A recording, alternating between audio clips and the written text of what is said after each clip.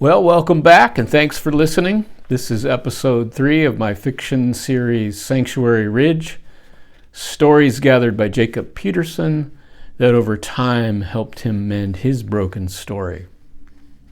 I'm Mark Baer, author and narrator. Before we get started on number 3, I just wanted to make a note that it's already been a great help to interact with several of you about these stories and get some feedback, get some help. My dad pointed out that in story number 1, I actually omitted a paragraph in the video that I had in the written version. That was not intentional. And I'm glad he caught it because it's pretty important to the story, actually. So here's the context of it so I can add it now. The context was when I was talking about Smoke Valley, originally named Hebel by the Jewish community that farmed the area in the 1820s. And as the Jewish families migrated to Pittsburgh, the area became referred to as Smoke Valley. Now here is the paragraph. I want to read to you the paragraph I omitted in episode 1's video version. Here's how it goes. The one remaining Jewish farm was called Shalom, a 20-acre spot owned by the Sapersteins, about a mile from Sanctuary Ridge. Homer Bardley, David's brother-in-law, Jacob's uncle, was raised at Shalom Farm, for his parents worked for Dr. Saperstein. A little background here that would help. Shalom Farm was named for the Hebrew notion of peace, which had a much deeper meaning to Dr. Saperstein than simply, say, a lack of conflict. The shalom he hoped for was a multi-layered flourishing where people, the land, and the Creator were reconciled from their antagonisms. He would say, the shalom that existed in the Garden of Eden was vandalized, but let's work patiently for its restoration. Shalom will burn off the fog of Hebel one day. Now, Homer Bardley was shaped profoundly by his years at Shalom Farm, and he suffered misunderstanding from Jew and Gentiles alike. Decades later, on his daily drive to work, Jacob Peterson would pass by Shalom Farm and not even notice, even though his family told the stories many times. I was also asked for a bit of a family tree to keep the characters straight. So the couple that started Sanctuary Ridge was Walter and Minnie Peterson. They came there, built the house in 1952, and they were the parents of David Peterson. David went on to marry Naomi Edmonds, the sister of Dolores Edmonds, who married Homer Bardley. And then David Peterson and Naomi Peterson were the parents of Jacob Peterson and his older sister, Scarlett Peterson.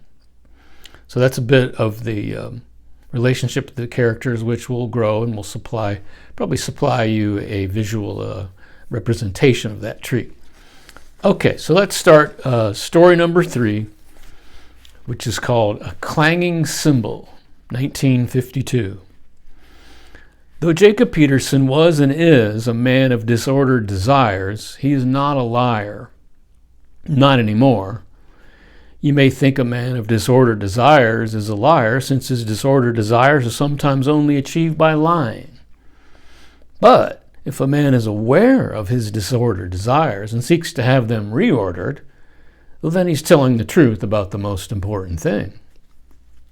Damn, it's more awkward writing in the third person than I thought it was. I mean, more awkward than Jacob thought. Remember he mentioned the third person business in the first story? Well, Jacob got this idea from Bob Dole. Not that he knew him, but Dole, some of you remember, ran for president in 1996 against Bill Clinton. Funny as hell, really, how he did this. Dole would say, Bob Dole's not a liar. Bob Dole's not a slick talker, and stuff like this. Mr. Bob Dole, actually got the idea of talking about himself in the third person from none other than John the Apostle, who in his memoir of Jesus referred to himself as the disciple that Jesus loved. Now, Jacob's mother said that John was in no way bragging. He knew Jesus loved other people too. It's just how John perceived himself, as one who had received so much more than he'd achieved. Anyway, sorry about that. Jacob is avoiding the following two stories. The first of which took place in 1952. A clanging cymbal, as I referred to earlier. The list of people had become short who could provide Jacob with an eyewitness account of what went on in the early 1950s. He heard the following story from a woman whose mother told it over the years at family reunions. Shortly after Walter and Minnie Peterson moved into their new home at Sanctuary Ridge, they started attending the Sunday service at St. Andrews. An Anglican church built in 1891, St. Andrews was a cathedral-like structure of gray stone with a high vaulted ceiling. As they entered the first time, many stopped and looked up, marveling at the light coming through the countless multicolored mullions of the circular stained glass window. "What a rose," she said. J.S. Bach's Passion of St. Matthew sounded forth from the pipe organ. A floor-to-ceiling mural of the Last Supper adorned the wall above the communion table. "Oh, Walter, can you believe it?" Walter smiled and pointed to an open pew. As they sat in the third row from the front, a woman read a poem. According to the worship bulletin Minnie received, the poem was the Pulley, from the 17th century English priest George Herbert. The woman slowed down her reading pace for the last stanza and spoke softly. "But keep them with repining restlessness. Let him be rich and weary, that at least, if goodness should lead him not, yet weariness may toss him to my breast." The pulley moved Minnie deeply, but not in the way she could explain. She quoted it often over the years, but people felt uncomfortable. When he first heard this story, Jacob was confused by the poem, as he had not yet owned his restlessness. As Minnie wiped her tears and made a note about the poem on the worship bulletin, a short and skinny man in green vestments stepped behind the massive wood podium. It was the new priest, the boyish-looking Thomas Aquinas Lewis. He was fresh from seminary, only presiding at St. Andrews for 2 months. Aquinas was on a crusade against those he called whiny, ungrateful Christians who complained. That morning, the long-winded and high-pitched curate was harping in his sermon about people who felt sad or disillusioned. "If you are disappointed with God," he bellowed, "you should be ashamed. He's given you everything. Happiness is a choice." Minnie gasped, then whispered to Walter, "That's a crock of shit." She might have meant it only for Walter, but the necks of Minnie in the first 2 rows went rubber, looking for Minnie with disapproving eyes. Minnie walked out, the sound of her heels reverberating in the sanctuary as Aquinas continued his rant in defense of happiness. After the service, Walter tried to smooth things over. "My wife and I have nothing to complain about. She knows we're blessed." Though Walter was a positive and grateful man, he was more practical than prayerful.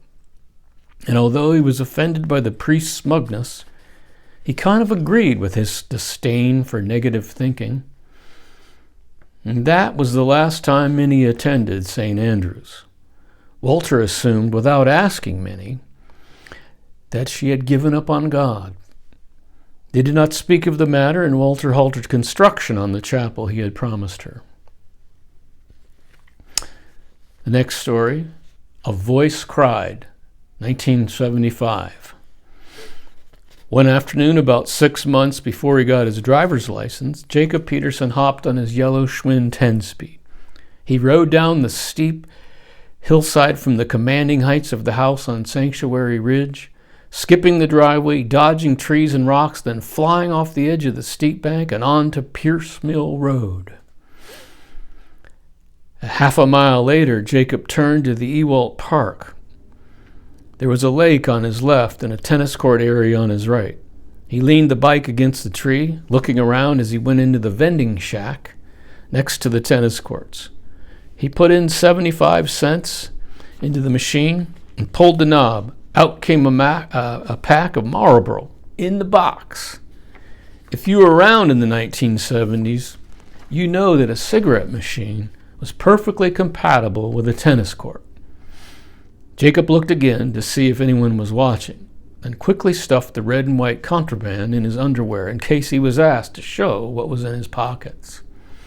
He jumped on the bike, rode faster than he rode in, looking behind him a lot. He parked the bike in the garage and ran to the mowed path, past the trap shooting range and onto another path that straddled a creek. He lit up a smoke once he was sure no one was around. After walking a couple of minutes through a muddy stretch, he heard a voice. It sounded like a woman screaming. He stepped closer, careful not to be seen. He knelt behind a fallen maple, and watched. It was Ruth on the bank of the creek, yelling and crying. He heard her yell, "I hate you, I hate you." But there was no one around. "You don't love me." She stomped in the creek and threw rocks upstream. Jacob was not about to show himself. That would be too uncomfortable. Ruth started gesturing toward the sky and cursing. Then she dropped to her knees and said, "I'm sorry, Lord, I'm sorry." Then she lay face down and sobbed. Jacob was afraid to make a noise by moving, so he waited until Ruth left, then waited some more and went back to the house.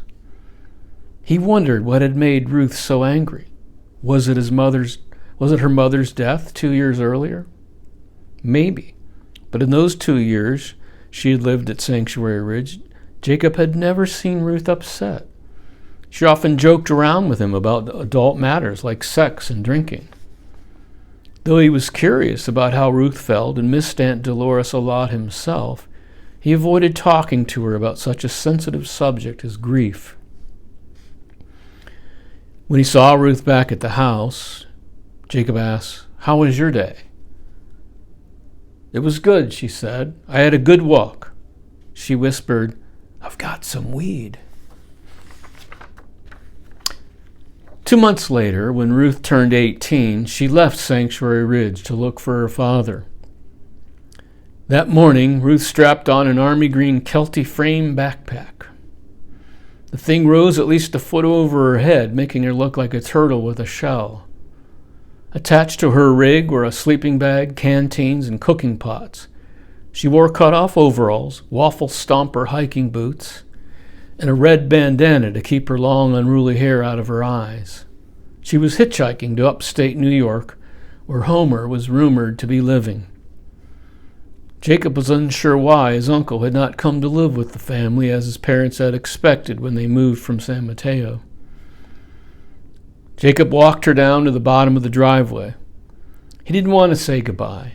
He wished so bad he had asked her about that day she was crying. He also felt that he somehow failed Ruth. Why would she want to leave? Why does she not think we love her? Will she get into trouble if she goes into the Big Apple? "Peace, cuz," Ruth said as she left him and began her journey. She turned around, the backpack one with her, the cooking pots clinking. "Go easy on the porn if you want to love a real girl."